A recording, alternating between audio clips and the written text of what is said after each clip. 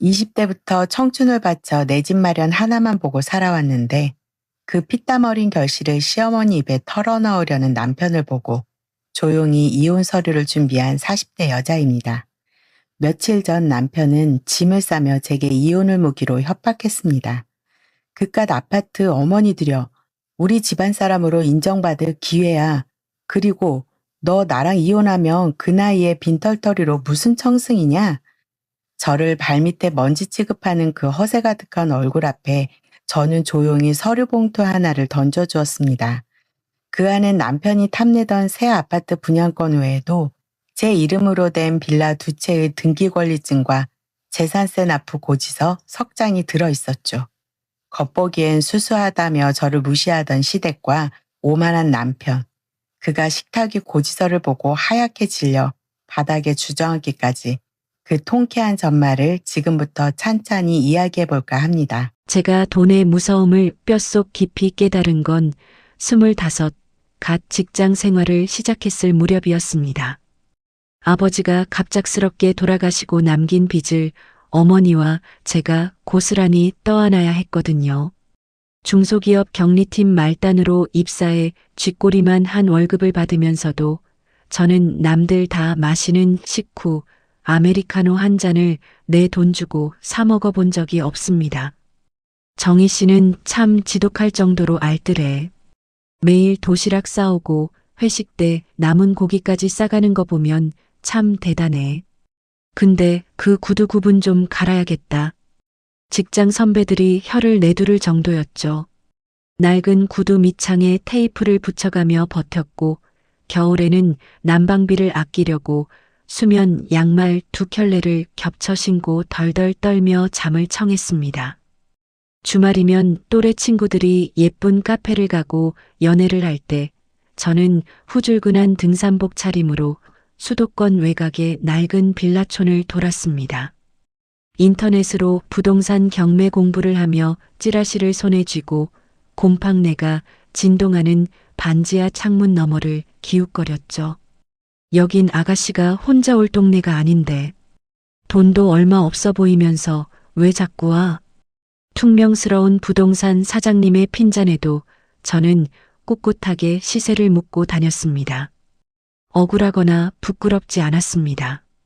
당장 내 몸 하나 누일 곳 없는 현실이 더 무서웠으니까요. 그렇게 28살 겨울 처음으로 법원 경매를 통해 제 이름이 적힌 작은 빌라 등기권리증을 손에 쥐던 날, 법원 앞 차가운 벤치에 앉아 그 빳빳한 종이를 매만지며 얼마나 엉엉 울었는지 모릅니다. 그래, 세상 그 누구도 나를 지켜주지 않는다면 내 스스로 나를 지킬 힘을 만들자. 그게 제 20대와 30대를 지탱한 유일한 믿음이었습니다. 세월이 흘러 빚을 다 청산하고 두 번째 빌라의 세입자를 맞추고 월세 통장에 꼬박꼬박 돈이 찍히기 시작했을 때 비로소 제게도 숨을 쉴 여유라는 게 아주 조금 생겼습니다. 겉보기엔 여전히 화장기 없고 명품 가방 하나 없는 수수한 중소기업 만년 팀장이었지만 제 속은 그 누구보다 단단한 바위처럼 채워져 있었죠. 그러다 38. 남들은 늦었다고 하는 나이에 지인의 소개로 지금의 남편을 만났습니다. 중견기업 영업직 과장이었던 그는 치열하게만 살아온 저와는 완전히 정반대의 사람이었습니다. 식당에 가면 언제나 지갑을 먼저 꺼내며 호기를 부렸고 자기 월급에 맞지 않는 덩치 큰 외제차를 끌고 다니며 남들 시선을 무척이나 중요하게 생각했죠.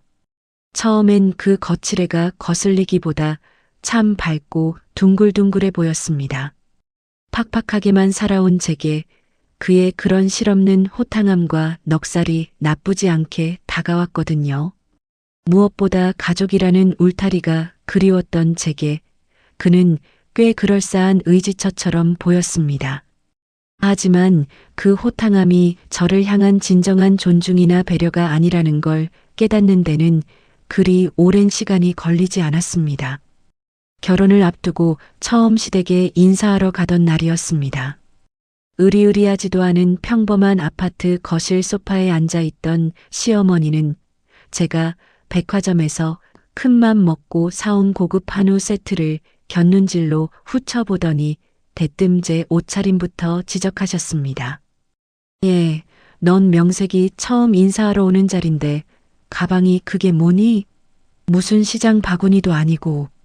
나이가 있어서 수수한 건 알겠는데 우리 민수가 밖에서 며느리 데리고 다니며 체면 깎일까 걱정이다.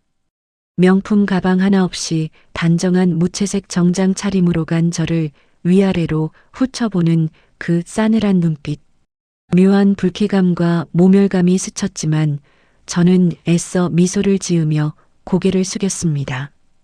제가 거칠애를 잘 몰라서요, 어머니. 다음엔 신경 쓰겠습니다. 그때 남편이 중간에서 제 편을 들어주거나 웃어넘길 줄 알았습니다. 하지만 남편은 오히려 껄껄 웃으며 시어머니 어깨를 덥석 주물렀죠. 엄마, 정희가 원래 좀 지독한 짠순이야. 돈 쓸 줄을 모른다니까. 옷도 맨날 저런 것만 입어. 그래도 심성은 착하잖아. 내가 늙은 처녀 사람 하나 구제해 준 거지 뭐.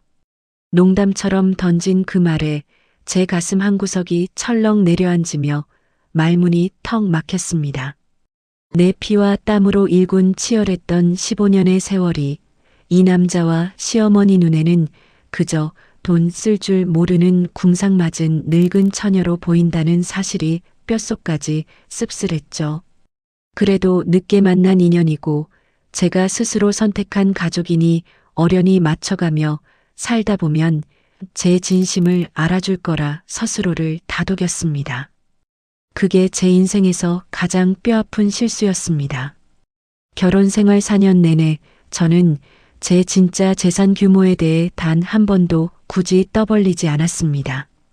빌라 2채에서 나오는 월세는 조용히 재투자나 비상금으로 묶어두었고 생활비는 온전히 제 월급선에서 알뜰하게 쪼갰었죠.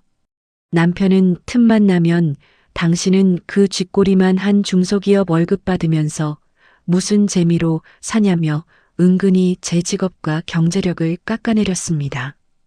굳이 등기권리증을 보여주며 자랑할 이유도 없었고 남편이 밖에서 친구들에게 술값을 쏘며 허세를 부리는 씀씀이를 보니 돈이 있다는 걸 알리면 어떻게든 달려들어 빼먹을 것 같다는 본능적인 직감이 들었기 때문입니다. 그러던 작년 가을 드디어 제 인생의 가장 큰 목표 하나가 이루어졌습니다. 20대 중반부터 한 달도 거르지 않고 피같이 부어왔던 청약 통장으로 시내 한복판에 꽤 갓나가는 신축 아파트에 당첨된 겁니다. 당첨 확인 문자를 보던 날 밤 저는 거실 소파에 누워 텔레비전을 보는 남편을 붙잡고 오랜만에 어린아이처럼 환하게 웃었습니다. 여보, 나 당첨됐어. 우리도 이제 진짜 번듯한 내 집 생기는 거야. 그런데 남편의 반응이 묘했습니다. 기뻐서 방방 뛰는 제 얼굴을 보며 남편은 축하한다는 따뜻한 말 한마디 대신 턱을 괴고 어딘가 계산적인 눈빛을 번뜩였습니다. 뭐? 진짜 당첨됐다고? 야, 근데 그 비싼 걸 당신 혼자 힘으로 다 감당할 수나 있겠어? 대출금 갚으려면 허리 휘겠다. 짠순이 주제에 무리하는 거 아니야? 괜찮아. 내가 그동안 모아둔 돈도 좀 있고 잔금 치를 때까지 어떻게든 다 계획이 있지. 제 단호한 말에 남편은 입꼬리를 비릿하게 실룩이며 소파에 몸을 깊숙이 기댔습니다. 그래, 뭐 돈 마련할 수 있다니까 다행이네. 그럼 그 새 집 들어가면 우리 엄마 어깨 좀 쫙 펴지시겠다. 며칠 전에도 동창 모임 다녀오셔서 친구들은 자식들이 집도 턱턱 사주는데 자기는 복도 없다고 그렇게 기죽어 계시더니만 타이밍 한번 기가 막히네. 순간 덜컥 가슴속 깊은 곳에 무거운 쇳덩이 하나가 떨어지는 기분이었습니다.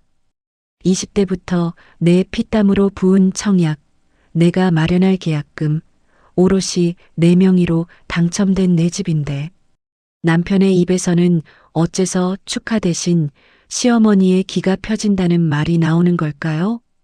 그게 무슨 소리야? 어머니 기 펴지시는 거랑 내 명의로 당첨된 내 아파트가 무슨 상관인데? 제가 웃음기를 거두고 정색하며 묻자 남편은 허공에 손사래를 치며 슬쩍 시선을 피했습니다. 아유, 그냥 하는 소리지. 좋은 일 앞두고 예민하게 왜 그래? 아, 출출한데 라면이나 하나 끓여봐. 남편은 아무 일도 없다는 듯 콧노래까지 흥얼거리며 주방으로 걸어갔지만 저는 그 뒷모습을 보며 알 수 없는 불쾌감에 눈앞이 아득해지는 것을 느꼈습니다. 뭔가 단단히 잘못되어 가고 있다는 불길한 예감. 그날 밤의 찝찝한 대화는 새 아파트 입주를 앞둔 제 마음속에 서서히 시커먼 먹구름을 몰고 오기 시작했습니다. 시간은 부지런히 흘러 어느덧 새 아파트 입주를 불과 서너 달 앞둔 무더운 여름이 되었습니다. 보통 큰일을 앞두고 있으면 부부 사이의 대화도 많아지고 함께 상의할 일도 늘어나기 마련이죠. 그런데 어찌된 영문인지 남편은 입주 시기가 다가올수록 저와 아파트에 대한 이야기를 교묘하게 피했습니다. 잔금은 어떻게 치를 건지, 가구는 무엇을 새로 살 건지 물어봐도 당신이 알아서 해. 난 바빠서라며 말을 자르기 일쑤였죠. 대신 남편은 주말마다 유난히 바쁘게 밖으로 나돌기 시작했습니다. 평소 같으면 거실 소파에 누워 텔레비전 리모컨만 쥐고 있을 사람이 아침 일찍부터 머리에 왁스를 바르고 콧노래를 흥얼거리며 나갈 준비를 하더군요. 누구를 만나러 가냐고 물으면 그저 거래처 상무님이랑 골프 약속, 동창 녀석이 밥 한 끼 사래서라며 얼버무렸습니다. 하지만 현관문을 나서는 남편의 뒷모습에서는 묘한 들뜸이 느껴졌습니다. 마치 커다란 횡재라도 앞둔 사람처럼 말입니다. 그 찜찜한 기분이 조금씩 실체를 드러낸 건 7월의 어느 퇴근길이었습니다. 7월은 1차 재산세를 납부하는 달입니다. 저는 퇴근하고 아파트 1층 우편함에 꽂힌 우편물들을 정리하고 있었습니다. 관리비 고지서와 전단지들 사이로 구청에서 보낸 두툼한 봉투 2개가 섞여 있었죠. 제가 20대 때부터 발품을 팔아 샀던 그 소형 빌라 2채에 대한 재산세 납부 고지서였습니다. 세입자들이 속 썩이는 일 없이 월세를 잘 내주고 있어 평소엔 잊고 살다가도 이렇게 세금 고지서가 날아올 때면 아, 내가 치열하게 살긴 살았구나 하는 작은 훈장처럼 느껴지기도 했습니다. 제가 고지서를 가방에 챙겨 넣으려는 찰나 마침 밖에서 저녁을 먹고 들어오던 남편과 엘리베이터 앞에서 마주쳤습니다. 남편은 붉게 달아오른 얼굴로 술 냄새를 풍기며 다가오더니 제 손에 들린 구청 우편물을 힐끗 내려다보았습니다. 뭐야? 또 세금 고지서야? 남편이 미간을 찌푸리며 혀를 쯧쯧 찼습니다. 당신은 그 쥐꼬리만 한 중소기업 월급 받으면서 무슨 놈의 세금 고지서가 이렇게 자주 날아와? 남들이 보면 무슨 빌딩이라도 가진 재벌인 줄 알겠네. 남편은 제 옷차림을 위아래로 훑어보며 비웃듯 말을 이었습니다. 궁상맞게 맨날 똑같은 옷만 입고 살더니 나라에 돈 갖다 바치느라 그렇게 궁핍한가 보지. 어휴, 여자가 좀 꾸밀 줄도 알고 살아야지. 하여튼 답답해. 남편은 자신이 무슨 말을 내뱉었는지도 모른 채 엘리베이터에 먼저 올라탔습니다. 저는 가방 속 고지서를 만지작거리며 묵묵히 그 뒤를 따라탔습니다. 화가 나기보다는 참 어이가 없었죠. 남편은 제가 결혼 전 청약에 당첨된 사실 하나만 알고 있을 뿐 제게 다른 부동산이 있다는 건 전혀 상상조차 하지 못했습니다. 그저 자기 눈에 비친 저는 돈 한 푼에 벌벌 떠는 촌스러운 며느리이자 아파트 하나 운 좋게 당첨된 빚쟁이 아내일 뿐이었으니까요. 굳이 내 입으로 이거 내 집 두 채 재산세다라고 자랑할 가치조차 느끼지 못해 저는 입을 닫았습니다. 하지만 그때 남편의 그 비아냥거리는 표정은 제 마음속에 아주 차가운 선 하나를 긋게 만들었습니다. 그리고 며칠 뒤 그 차가운 선이 완벽하게 끊어지는 사건이 벌어졌습니다. 그날은 토요일이었습니다. 새 아파트 입주를 앞두고 거실 창문과 안방 창문의 커튼, 치수를 미리 재어놓기 위해 저 혼자 새 아파트 단지로 향한 날이었죠. 남편은 아침 일찍부터 본가에 잠시 다녀오겠다며 차를 몰고 나간 상태였습니다. 아직 조경 공사가 막바지인 새 아파트 단지에 들어서자 갓바른 페인트 냄새와 싱그러운 나무 냄새가 뒤섞여 났습니다. 15년 전 곰팡내 나는 반지하 빌라를 보러 다니던 제 20대의 시간이 스쳐 지나가며 가슴이 벅차올랐습니다. 드디어 내 손으로 일군 완벽한 내 공간이 생겼다는 생각에 발걸음마저 가벼웠죠. 며칠 전 남편이 입주 청소 견적을 알아본다며 알아간 비밀번호를 누르고 현관문을 열려던 순간이었습니다. 문은 이미 아주 미세하게 열려 있었고 그 틈으로 왁자지껄한 웃음소리가 새어나왔습니다. 어휴예, 이 집은 어쩜 이렇게 바람이 잘 통하니? 아주 명당이다, 명당. 익숙한 목소리. 시어머니였습니다. 순간 제 손이 현관문 손잡이 위에서 차갑게 굳어버렸습니다. 시어머니가 왜 여기에 있는 걸까? 저는 문을 활짝 여는 대신 숨을 죽인 채 살짝 열린 문틈 사이로 집안의 동정을 살폈습니다. 현관에 벗어놓은 신발을 보니 시어머니뿐만 아니라 시누이 그리고 아침에 본가에 간다던 남편까지 와 있는 것 같았습니다. 저는 구두 뒤꿈치를 들고 소리가 나지 않게 현관으로 들어섰습니다. 복도를 지나 거실 쪽으로 조심스럽게 다가가자 안방 문이 열려 있고 그 안에서 세 사람의 뒷모습이 보였습니다. 시어머니는 안방 한가운데 서서 창밖으로 들어오는 햇살을 온몸으로 받으며 감탄을 연발하고 있었습니다. 안방 햇볕이 참 좋네. 내 관절엔 이런 데가 딱이야. 그 낡은 빌라는 겨울에 외풍이 들어서 뼈가 다 시렸는데 여긴 보일러 안 틀어도 후끈후끈하겠다. 시어머니의 들뜬 목소리에 옆에 서 있던 시누이가 맞장구를 쳤습니다. 그러게 엄마 친구분들 중에 이런 브랜드 신축 아파트 사는 분 없잖아. 이제 노인정 가시면 엄마가 제일 기세등등하시겠네. 오빠가 진짜 효자다, 효자. 그 말에 남편의 목소리가 들려왔습니다. 평소 저에게 하던 퉁명스러운 말투와는 180도 다른 한껏 우쭐해진 목소리였죠. 에이, 이 정도 가지고 뭘 그래. 엄마, 저기 드레스룸 공간 보이지? 저기는 내가 아는 인테리어 업자 불러서 엄마 쓰기 편하게 수납장 싹 다시 짜 넣을 거야. 침대는 저쪽 벽으로 붙이면 딱 맞겠네. 머릿속이 하얗게 비워지는 것 같았습니다. 제 두 귀를 의심했습니다. 지금 저 사람들이 남의 집 안방에서 무슨 소리를 하고 있는 걸까요? 20대부터 커피 한 잔 안 사 먹고 악착같이 모은 제 돈과 제 청약 통장으로 마련한 제 집입니다. 그런데 남편은 마치 자신이 번 돈으로 시어머니에게 집을 사들인 양허세를 부리고 있었고 시어머니와 시누이는 당연하다는 듯 안방 가구 배치를 논하고 있었습니다. 근데 오빠, 새언니가 순순히 허락해? 새언니 명의잖아. 엄청 짠순이인데 자기 집 내놓으라 하면 난리치는 거 아니야? 시누이의 날카로운 질문에 남편은 코웃음을 쳤습니다. 야, 내 새언니가 무슨 힘이 있냐? 나이 40 넘어서 나 아니면 누가 구제해줬겠어.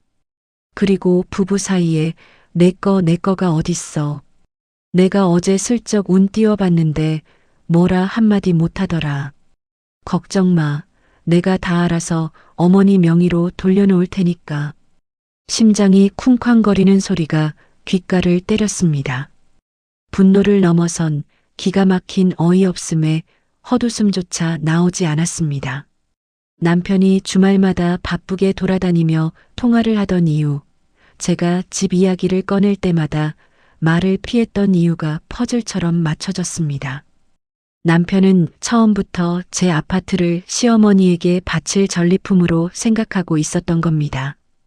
평소 수수하고 만만해 보이는 저를 이혼하자고 윽박지르면 40대 늙은 여자가 혼자 남겨질까 두려워 벌벌 기며 아파트를 내놓을 거라고 착각하고 있었던 거죠. 그 자리에서 당장 문을 박차고 들어가 소리를 지르고 싶었습니다. 당신들 대체 내 집에서 무슨 짓거리냐고, 당장 나가라고 악을 쓰고 싶었죠. 하지만 저는 부들부들 떨리는 주먹을 꽉 쥐고 다시 뒷걸음질을 쳤습니다. 지금 들어가서 난동을 피워봤자 저들은 분명 농담한 건데 왜 이리 예민하게 구냐며 도리어 저를 이상한 사람 취급할 것이 뻔했습니다. 저는 현관을 나와 소리 없이 문을 닫았습니다. 그리고 엘리베이터를 기다리며 차가운 벽에 이마를 기댔습니다. 그래, 내가 어디까지 뻔뻔하게 나오는지 한번 지켜보마. 단순한 섭섭함을 넘어 이 오만하고 멍청한 남자와의 인생을 어떻게 정리해야 할지 제 머릿속은 이미 무서우리만치 냉정하게 식어가고 있었습니다. 새 아파트에서 그 기막힌 현장을 몰래 목격하고 돌아온 날 밤, 저는 소파에 우두커니 앉아 남편이 들어오기만을 기다렸습니다. 밤 10시가 훌쩍 넘어서야 현관문이 열리고 남편이 콧노래를 부르며 들어오더군요. 시어머니, 시누이와 함께 제 새 아파트 안방을 마치 본인들의 전리품처럼 휘젓고 다녔으면서도 제 앞에서는 아무 일도 없었다는 듯 평온한 얼굴이었습니다. 안 자고 뭐해? 나 오늘 동창들 만나서 저녁 먹고 오느라 좀 늦었네. 천연덕스럽게 거짓말을 하며 넥타이를 푸는 남편의 뒷모습을 보는데 당장이라도 등짝에 대고 소리를 지르고 싶었습니다. 당신 오늘 낮에 우리 새 아파트에서 어머니랑 무슨 짓을 했냐고, 내 피땀으로 당첨된 내 집에 왜 마음대로 숟가락을 얹으려 하냐고 말입니다. 하지만 저는 꾹 참았습니다. 지금 여기서 제가 먼저 흥분해서 따져 물으면 저 능구렁이 같은 남자는 10중 8구 그냥 구경 한번 간 건데 왜 사람을 도둑 취급하냐며 오히려 저를 속 좁은 여자로 몰아세울 것이 뻔했으니까요. 저는 남편이 제 입으로 직접 그 뻔뻔한 속내를 꺼낼 때까지 완벽한 물증을 잡기 위해 며칠을 더 기다려보기로 했습니다. 그리고 며칠 뒤 드디어 남편이 슬쩍 운을 띄우더군요. 제가 퇴근 후 끓여놓은 된장찌개에 밥을 푹푹 말아먹으며 딴청을 피우듯 말을 꺼냈습니다. 아, 참. 여보, 우리 새 아파트 입주가 10월인가 그랬지? 응. 왜? 제가 짐짓 모르는 척 담담하게 대답하자 남편은 헛기침을 한번 하더니 숟가락을 내려놓았습니다. 그리고는 세상에서 가장 효심 깊고 자상한 아들인 척 미간을 살짝 찌푸리며 연기를 시작했습니다. 아니, 우리 어머니 말이야. 요즘 부쩍 허리랑 무릎이 안 좋으신가 봐. 그 낡은 본가 빌라가 엘리베이터도 없고 외풍도 심하잖아. 며칠 전에는 계단 오르시다가 삐끗하셨다는데 아들 된 도리로서 마음이 참 안 좋네. 저는 찌개를 떠먹던 숟가락을 멈추고 남편의 얼굴을 가만히 응시했습니다. 속으로 드디어 본색을 드러내는구나 싶었죠. 그래서 나보고 어쩌라고? 어쩌긴 뭘 어째. 부부 사이에 좋은 게 좋은 거 아니겠어? 우리 새 아파트 입주하면 거기로 어머니 모시게 하면 어떨까 해서. 새 집이니까 난방도 잘 되고 엘리베이터도 있어서 어머니 관절에도 딱이잖아. 남편은 마치 저녁 메뉴를 정하듯 너무나 가볍고 당연하게 제 아파트를 시어머니에게 내어주자고 말하고 있었습니다. 저는 솟구치는 화를 억누르며 차갑게 물었습니다. 그럼 우리는 어디서 살고? 아휴, 우리는 아직 젊잖아. 당신이나 나나 직장 생활하니까 당분간 전세 대출 받아서 회사 근처 오피스텔이나 빌라 전세 얻어 살면 되지. 어머니 연세도 있으신데 그깟 아파트 우리가 먼저 들어가서 호강하면 뭐해. 안 그래? 정말 기가 막혀서 헛웃음이 다 나오더군요. 내 이름으로 된, 내 돈이 들어간, 내 청약 통장으로 당첨된 아파트입니다.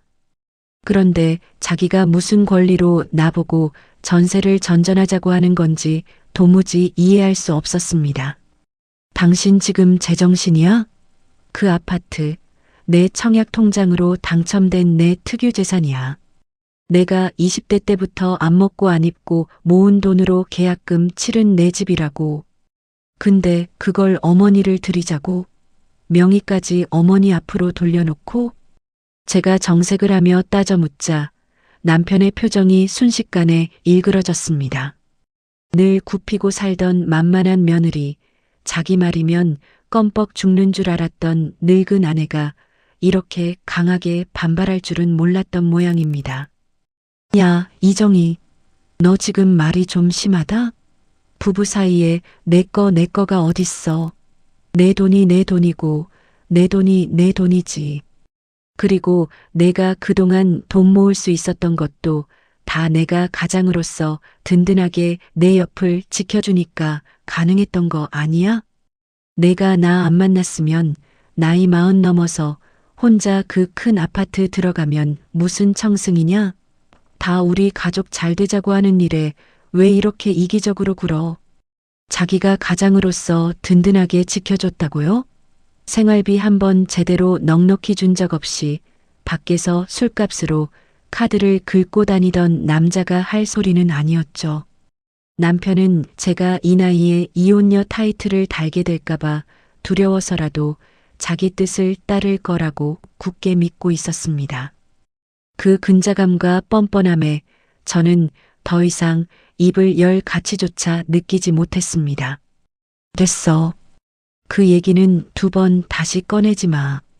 내 집이고 내가 알아서 해. 저는 식탁에서 일어나 싱크대로 그릇을 가져가 버렸습니다. 남편은 등 뒤에서 아유, 저 피도 눈물도 없는 짠순이 고집은 진짜 알아줘야 돼. 라며 씩씩거렸지만 저는 대꾸하지 않았습니다. 남편과의 대화는 그것으로 끝난 줄 알았습니다. 하지만 그들의 치밀하고 노골적인 협공은 다음 날 점심시간에 다시 이어졌습니다. 사무실에서 혼자 샌드위치로 점심을 때우고 있는데 시어머니에게서 전화가 걸려왔습니다. 평소엔 한 달에 한 번 전화할까 말까 하던 분이 먼저 전화를 다 하셨더군요. 저는 쎄한 기분을 느끼며 통화 버튼을 눌렀습니다. 정인이? 밥은 먹었고? 평소와 다르게 교양 있고 부드러운 목소리. 하지만 그 속에 담긴 칼날은 무척이나 날카로웠습니다. 네, 어머니. 무슨 일이세요? 아니, 다름이 아니라 어제 민수한테 얘기 들었다. 내가 새 아파트 놔주는 거 싫다고 난리를 쳤다며? 저는 어금니를 꽉 깨물었습니다.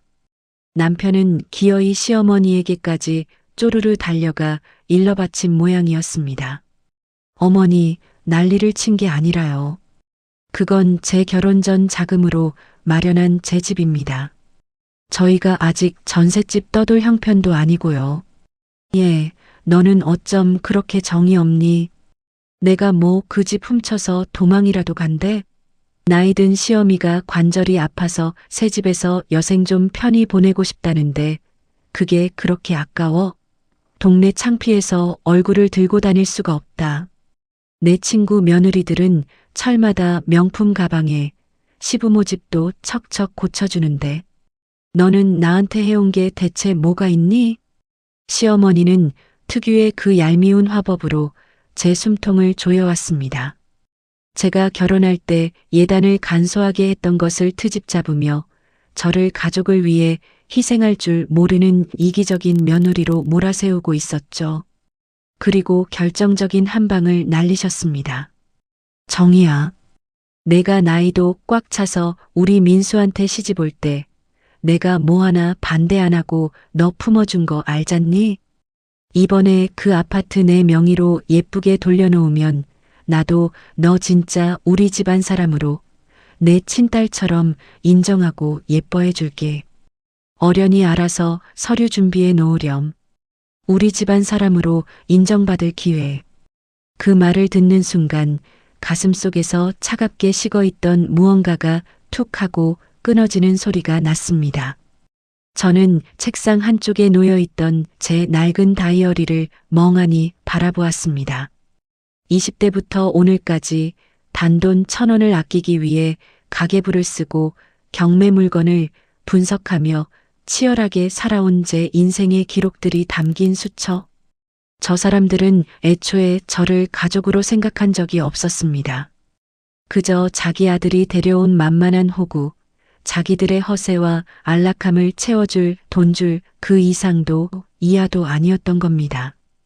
집을 바쳐야만 가족으로 인정해주겠다는 시어머니의 당당한 요구를 들으며 저는 비로소 결심했습니다. 저 오만방자한 사람들에게 제 남은 인생을 단 1원도 내어주지 않겠다고. 내가 어떻게 모은 돈인데 내 청춘과 피눈물이 밴 내 재산을 저 입들에 털어 넣어줄 순 없었습니다. 어머니, 저는 끓어오르는 분노를 차갑게 식히며 최대한 건조하고 평온한 목소리로 대답했습니다.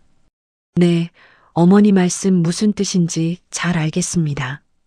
서류 문제라면 제가 알아서 깔끔하게 정리해 놓겠습니다. 그래, 진작 그렇게 곱게 말할 것이지. 사람 피곤하게. 알았다, 끊으마. 전화가 툭 끊겼습니다. 시어머니는 제가 항복했다고 생각하며 쾌재를 불렀겠지만 그녀는 몰랐을 겁니다. 제가 말한 서류 정리가 아파트 명의 이전 서류가 아니라 당신의 그 소중한 아들과의 인연을 완벽하게 끊어낼 이혼 서류와 제 특유재산 증명 서류라는 것을 말입니다. 그날 오후 저는 반차를 내고 회사를 나섰습니다. 당장 은행과 구청 그리고 예전부터 눈여겨보던 이혼 전문 변호사 사무실을 들러야 했으니까요. 이제 더 이상의 자비도 망설임도 없었습니다. 제 인생을 지키기 위한 가장 완벽하고 통쾌한 반격이 그렇게 조용히 시작되고 있었습니다. 시어머니와의 통화가 끝난 그날 이후 저희 집에는 숨막히는 정막이 흘렀습니다. 남편은 제가 당연히 먼저 꼬리를 내리고 백기투항을 할 거라 기대했던 모양입니다. 며칠 동안 남편은 마치 유치원생처럼 아주 노골적이고 유치한 냉전 상태를 만들더군요. 퇴근하고 돌아오면 제가 차려놓은 저녁 식탁은 거들떠보지도 않은 채 쾅소리가 나게 방문을 닫고 들어가 버렸습니다. 일부러 거실 바닥에 보란 듯이 훌렁훌렁 벗은 양말과 허물 같은 옷가지를 던져놓기도 했죠. 평소 같으면 제가 뒤따라다니며 잔소리를 하고 치웠겠지만 저는 그 모든 것을 철저하게 투명 인간 취급했습니다. 바닥에 뒹구는 남편의 옷가지를 발로 쓱 밀어버리고 혼자 식탁에 앉아 된장찌개를 데워 아주 천천히 그리고 든든하게 밥을 챙겨 먹었습니다. 앞으로 치러야 할 싸움에는 체력과 맑은 정신이 가장 중요하니까요. 겉으로 보기에 저는 그저 침묵하며 버티는 무기력한 아내 같았을 겁니다. 하지만 제 머릿속은 그 어느 때보다 차갑고 분주하게 움직이고 있었습니다. 반차를 내고 찾아갔던 변호사 사무실에서 들었던 확답이 제 뒤를 단단하게 받쳐주고 있었거든요. 정혜 씨가 20대부터 모아온 빌라 2채, 그리고 결혼 전부터 납입해온 청약으로 당첨된 아파트 모두 명백한 특유재산입니다. 결혼 기간이 4년 남짓으로 짧고 남편분이 이 재산들의 유지나 증식에 기여한 바가 전혀 없다는 점을 입증하기가 매우 쉽습니다. 이혼 소송으로 가더라도 남편분은 이 재산에 대해 단 1원도 권리를 주장할 수 없습니다. 안심하십시오. 그 깔끔하고 명쾌한 법적 사실을 확인하고 나니 오히려 마음이 고요한 호수처럼 가라앉았습니다. 남편이 밖에서 무슨 꿍꿍이를 꾸미든 집안에서 문을 쾅쾅 닫으며 허세를 부리든 제 눈에는 그저 때를 쓰는 어린아이의 발악처럼 보일 뿐이었죠. 침묵의 대치 상태가 이어지던 금요일 저녁이었습니다. 그날따라 일찍 퇴근한 남편이 안방에서 쿵쾅거리며 무언가를 찾는 소리가 들렸습니다. 거실 소파에 앉아 빨래를 개고 있던 저는 방문이 거칠게 열리는 소리에 고개를 돌렸습니다. 남편의 손에는 커다란 여행용 캐리어가 들려 있었고 씩씩거리는 숨소리와 함께 옷장에 있던 본인 옷들을 대충 구겨 넣고 있었습니다. 지퍼를 신경질적으로 찌익 올린 남편은 캐리어를 질질 끌고 거실로 나와 제 앞에 섰습니다. 그 표정에는 내가 이 정도로 화가 났으니 이제 제발 바짓가랑이라도 붙잡고 매달려라 하는 얄팍한 기대감이 고스란히 묻어 있었습니다. 지금 뭐 하는 거야? 제가 개던 수건을 내려놓으며 담담하게 묻자 남편은 코웃음을 치며 목소리를 높였습니다. 보면 몰라. 짐 싼다. 너같이 피도 눈물도 없고 이기적인 여자랑은 한 집에서 1분 1초도 숨쉬기 싫으니까 당분간 본가에 가 있을 거야. 아니, 이대로 끝낼 수도 있고. 이대로 끝내. 아파트 어머니 명의로 안 돌려줘서 이러는 거야. 지금 제 물음에 남편은 마치 기다렸다는 듯 평소 억눌러왔던 열등감과 허세를 한꺼번에 터뜨리기 시작했습니다. 그래, 부부 사이에 그깟 아파트 하나 어머니 못 모시게 하는 게 그게 가족이냐? 내가 우리 엄마한테 언제 며느리 노릇 한번 제대로 한 적 있어? 그 아파트 어머니 명의로 드려. 그래야 내가 우리 식구로 제대로 인정받지. 안 그래? 넌 도대체 머릿속에 돈밖에 없는 구두쇠야. 남편의 입에서 우리 식구로 인정받는다는 말이 다시 나오는 순간 저는 조용히 자리에서 일어났습니다. 분노로 손끝이 미세하게 떨렸지만 목소리만큼은 한겨울 얼음장처럼 차갑게 유지했습니다. 그래서 내가 끝까지 내 명의로 두겠다면 정말 이혼이라도 하겠다는 뜻이야? 제 차가운 눈빛에 남편은 아주 찰나의 순간 움찔하는 듯 했습니다. 하지만 이내 자존심을 세우려 턱을 치켜들고는 제 인생에서 가장 어리석고 치명적인 한마디를 내뱉었습니다. 그래, 너 나랑 이혼하면 빈털털이야.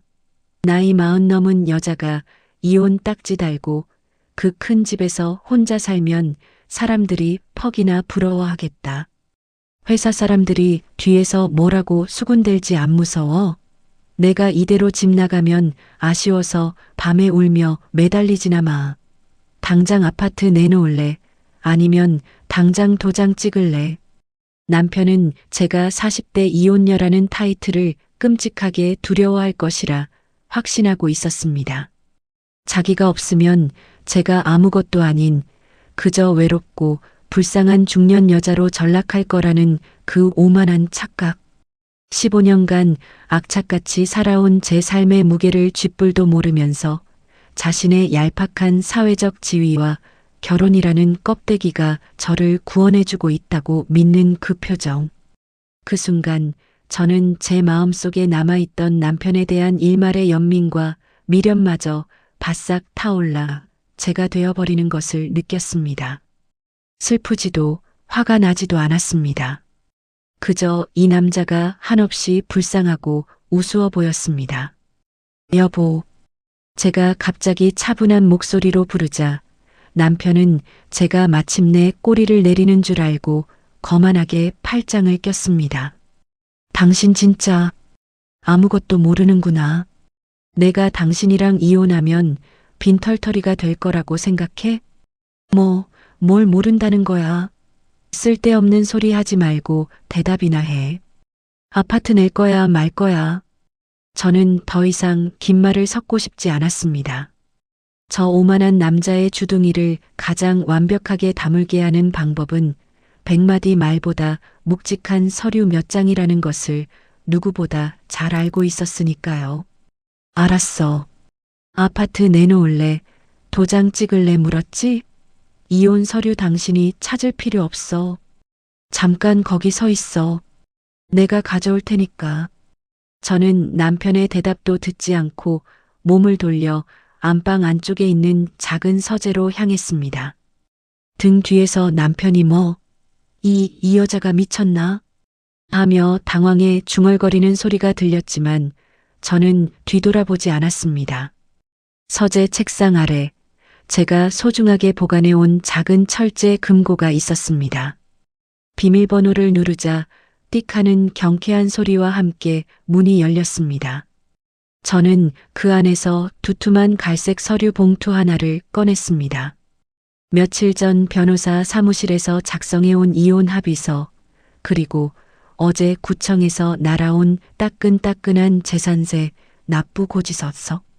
장 마지막으로 20대 때부터 제 청춘을 바쳐 일군 소형 빌라 2채와 새 아파트의 분양권 등기 서류들이 고스란히 담긴 봉투였습니다. 봉투의 묵직한 무게가 제 손끝에 전해졌습니다. 이것은 단순한 종이가 아니었습니다.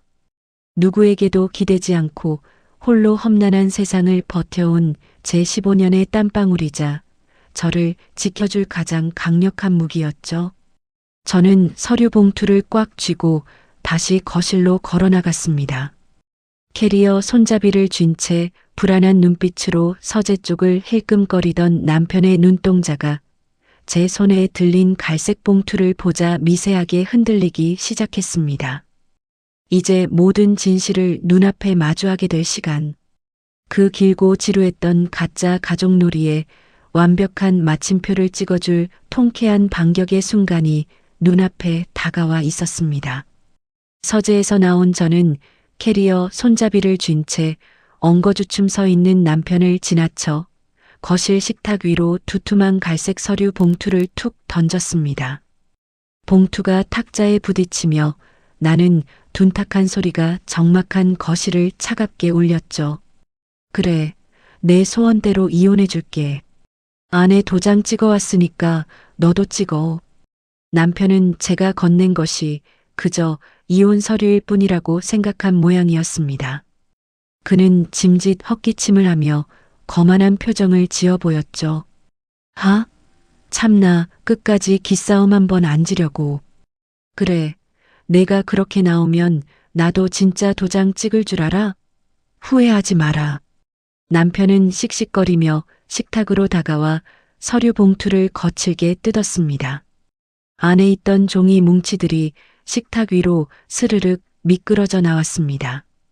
가장 위에는 제가 어제 구청에서 받아온 재산세 납부 고지서 석 장이 놓여 있었고 그 밑으로는 빳빳한 등기권리증 세부 그리고 맨 마지막에 이혼 합의서가 깔려 있었습니다.